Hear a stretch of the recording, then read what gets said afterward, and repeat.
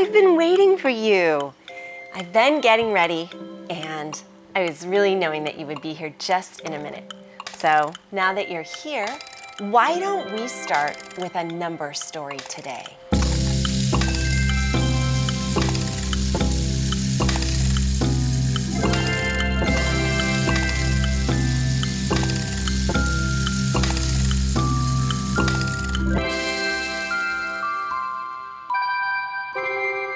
So remember, when we have a number story, one of the most important things to do is literally just to read the story aloud. That's where we always want to start.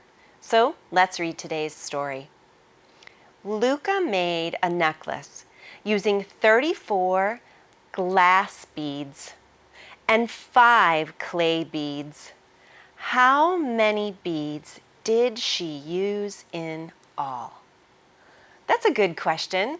I feel like I can see this necklace in my imagination. Can you see it? After we've read the problem aloud, then we want to write an answer statement. And the way that we do that is to simply take the question and turn it around and make it sound like an answer. How many beads did she use in all? How could we reword that and make it into a statement? What if we start with the word she? Does that help? I'm going to write mine, and let's see if you wrote the same or said the same to your teacher.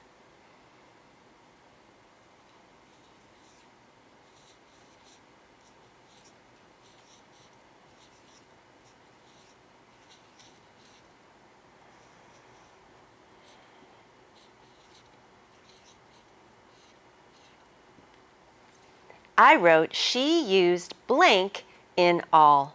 I could have written she used blank beads in all, and I just forgot to write the word beads in there, so you can add that to yours if it makes you understand your question and your statement better. All right, from there we want to take a look at what we know and what we need to know. And one of the things that we can do is draw little boxes, or we like to call them bars, to store our information and to help us think about what we know and what we need to know. So I'm going to say that we will work up here, and I know that Luca's necklace is putting something together because my question is asking how many she has in all. So let's put something together. I'm going to draw a medium-sized bar that's easy enough for me to write in, and I'm going to write the number 34 because she has 34 glass beads, and I'll put a G above that for glass. What do you think we should do next?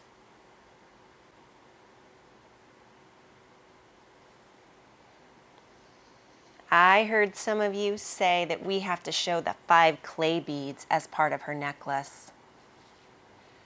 You notice I'm not too worried about the size of these bars. They don't represent anything specific about the value. Let's use a C for clay. Now what I want to know is how many she has in all. She's got 34 and 5 more. But what does she have in all? At home, I'd like you to get out your base 10 blocks and see how it works to add that together. And then in a moment, I'm going to show you using some of the mental math strategies we've been talking about using number bonds. Okay, so let's work it out here. I want to say 34 plus 5 equals, well, I like to start in the ones column. So I'm going to look at these 5 and these 4 ones. Do you know what 5 plus 4 equal when you add them together? Yes, that's right. They equal 9. So I'm going to put my 9 right here. Is there anything else we need to do in order to get to our answer? Yes, you're right. We can't forget about those 3 10s. We have to include them in the answer. There we go.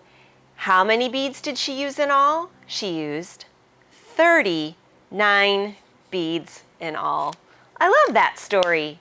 we were able to represent it with pictures, and at home perhaps you also worked it out with your blocks. All right, I'm going to erase our story and then we'll get started with the rest of our lesson. Today I'm going to ask Miss Fox for a little help. Miss Fox, can you come on over and meet my friends and give me a little help? She says she would love to come over and help us. Alrighty, it's great that you brought your purse today because I actually want to talk to our friends about the value of some of our coins and bills. We'll just pull them right out of your purse. Thank you for being such a good sport. All right, at home, if you have some money out too, you can count these out with me. I'm going to start by counting out our pennies, and we'll just use our place value chart. How many do you see? 2, 3, 4, 5. If you were to take a guess, how many pennies do you think I'll be counting out today?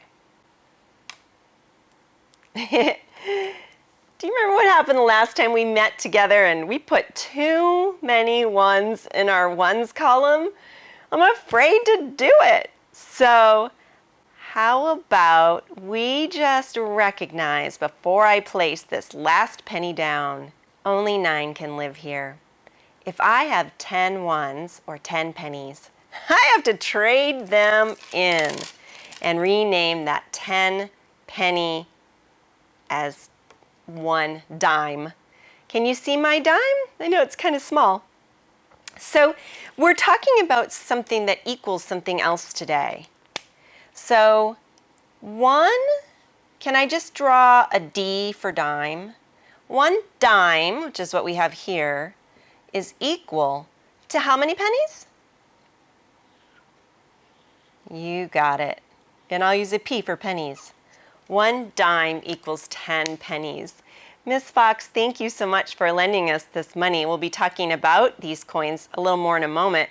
But I saw something else in your purse that I think might help us too. Do you mind if I take another look? Thank you. All right, look what I have in here. I wonder if you can guess what I'm going to do now. All righty. Now, if I try to fit all of these on my place value chart, they really won't fit, will they? So I'll just be laying them out. How many do we have? 2, 3. They're going to be curly also, so you're going to have to take my word for it as I count them out. 4 and 5. You know where I'm going with this, don't you? 6 and 7, 8, 9. I'm trying to get all my George Washingtons going the same direction. And 10. But I'm not going to leave that there. Only 9 can live in the ones. Once I've got 10, I need to scoop them up together and exchange them. So these 10 $1 bills, they equal the same thing as what?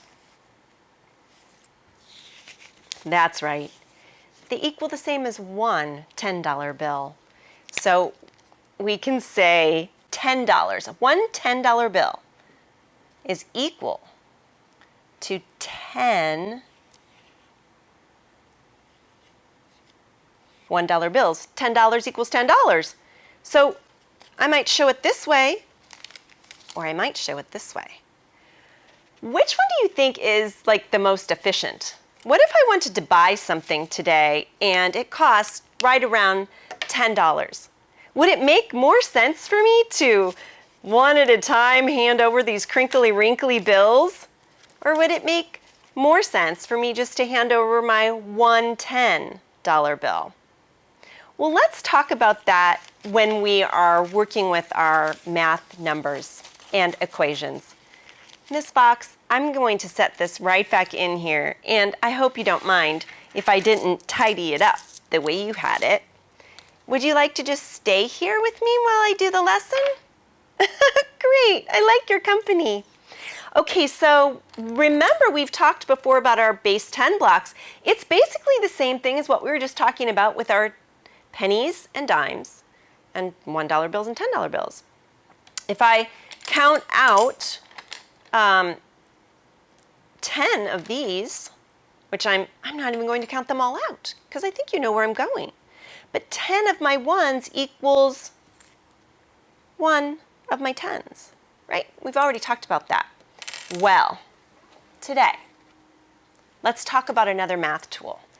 It's a math tool really similar to the dimes and pennies.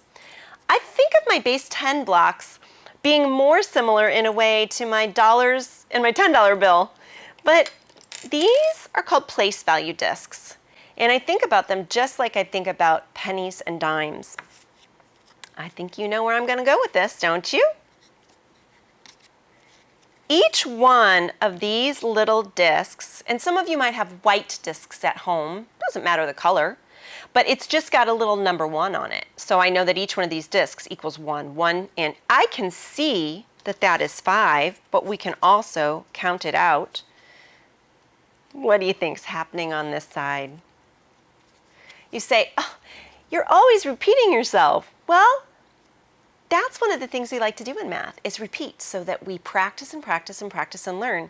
Now, should I put this last one down?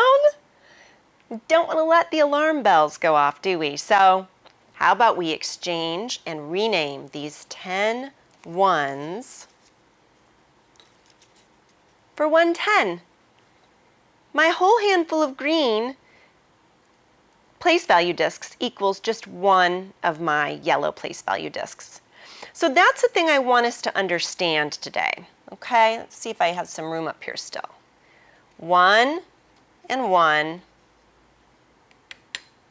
But now we're saying that this place value disc is equal to 10, just like my base 10 block there. So let's play around with a little. I hope you have your place value discs at home. And what you can do is just put a few, what mine are flying out, put a few in a container, and then maybe close your eyes. And I can't see, I don't know what ones I'm taking out. Just take some out, all right? And oh boy, I got a lot. We're going to now put them out together on our place value chart. Why don't you do some estimating and think about how many you think I have. I'm going to put them out. I'm going to continue to use my tens frame pattern. Here we go. Boy, how many 10s do you think that is? That's quite a few 10s. Then we'll be able to talk about how many we have all together. All right. And I'm going to move that one down there. So let's count them up. 10, 20, 30, 40, 50, 60. Now we have to switch to counting by ones. 61, 62, 63, 64, 65. I made 65 altogether. I have a question for you. Do you think if we added 2 more ones that we would have more than 65 or less than 65? Let's try it.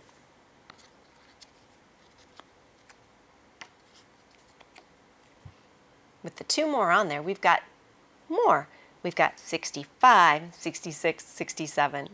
Let's just play our game one last time, but at home you know you can keep playing and playing. Close my eyes. I don't know what I'll get. I don't know what I've got.